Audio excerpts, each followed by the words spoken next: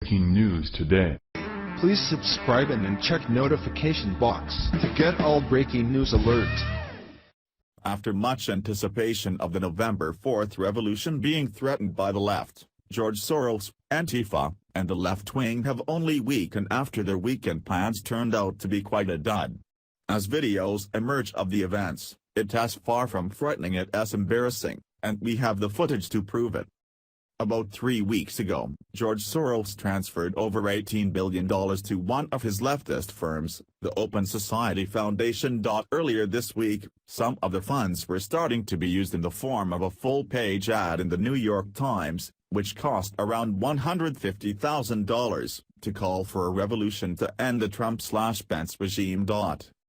So, not only does Antifa have Soros billions of dollars to work with to achieve the revolution, but they also had a full-page ad in one of the biggest newspapers in the country to call for reinforcement to end the Trump-Pence regime, because, after all, they are fascists.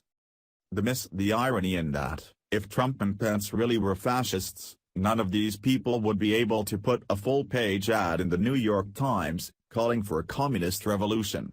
Not to mention the months of protesting and violence that has already been created without any repercussions. If Trump and Pence were fascists, every single one of them wouldn't be given permits to protest the current administration, and every last one of them would also be in prison.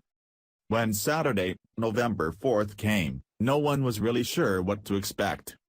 Would it be a real revolution launched by Antifa and the left with funding provided by Soros? Would it just be a bunch of protests? Or, could this be the beginning of the end of the left's power? Take to the streets and public squares, in cities and towns across the country, continuing day after day and night after night, not stopping until our demand is met. Read the Refuse Fascism website.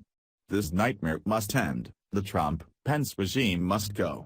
In the name of humanity, we refuse to accept the fascist America!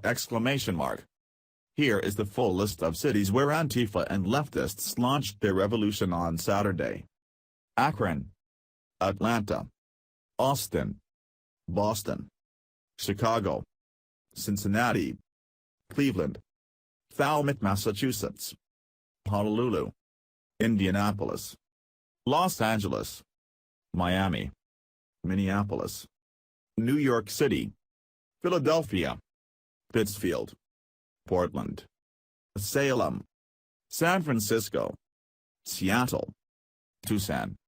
Scary stuff, right? The communist revolution is here. Trump, Pence, and capitalism will be completely eliminated from this country. Sounds terrifying, but there are just a few problems. How did they expect to win with only a handful of people showing up in each city, with more police officers showing up than protesters? Furthermore, a part of their communist army is a guy dressed up as a Care Bear, and another individual was dressed as a unicorn with a Nerf battle axe, dirty socks, and sandals. It is not frightening, it is just embarrassing. As the day went on, every city's protest continued to be nothing more than another dud. However, a lot of people on the right were suspicious that maybe they were showing weakness on purpose. That way they can hit us hard at night by catching us off guard and also being able to attack under the cloth of darkness. You also had to throw into the mix the fact that California, the most radical leftist state in America, was also holding the revolution launch in Los Angeles, the most radical leftist city in America. Something had to happen. It was only a matter of time. However, as we woke up on Sunday morning, it turns out none of that had happened. The Soros-funded revolution in multiple cities was a complete dud and proved the once powerful left wing has lost nearly all of its power. It was a complete failure for George Soros and everyone in his camp, and quite frankly, it was pathetic. What this shows is three things. No matter the amount of money George Soros spends in this current climate, no matter the amount of full-page ads to recruit soldiers, none of it matters. The vast majority of Americans are now awake to Soros' plan to overthrow the Trump administration and this beautiful country, and we are also awake to his Nazi collaborating past. Antifa are the loud minority, and by minority, it has a very small amount of people who are involved in this nonsense, and as time goes along, this communist group of thugs gets weaker and weaker as their base continues to see nothing is getting done. The right wing continues to win, and more importantly, Americans continue to win with the movement of nationalism and Americanism taking us into a new American Renaissance.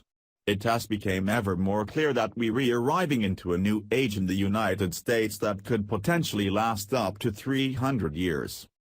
We're going to continue to see propaganda from the leftist media, we're going to continue to see left-wing violence, and we're going to continue to see more effort and money spent from George Soros.